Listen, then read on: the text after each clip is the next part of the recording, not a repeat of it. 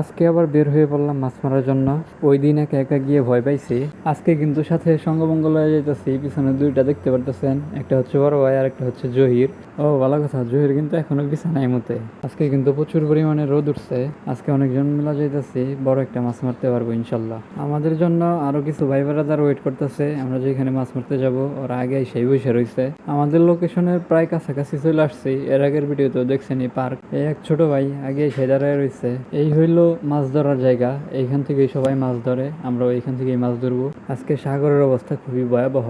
প্রচুর পরিমাণের বড় বড় ঢেউ।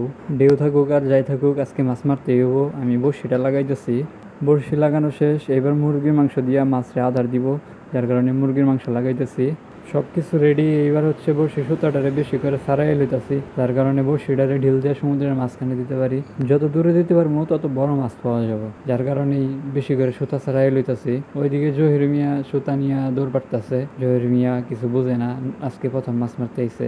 আমি কিন্তু পুরোপুরি প্রস্তুতি নিয়ে নিছি বড়শিটারে ঢেল দেওয়ার জন্য। যেই পরিমাণ বাতাস আজকে, বড়শি কিন্তু বেশি দূরে যাওয়া যাইতেছে না। বাতাসের জন্য মূলত বেশি সমস্যা হয়।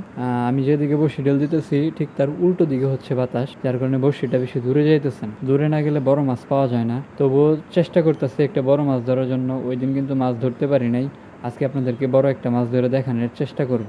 এই সমুদ্রে এত বড় বড় মাছ পাওয়া যায় আপনি কল্পনা করতে পারবেন না। এই কাছেই অনেক বড় বড় মাছ ঘোরাঘুরি করে।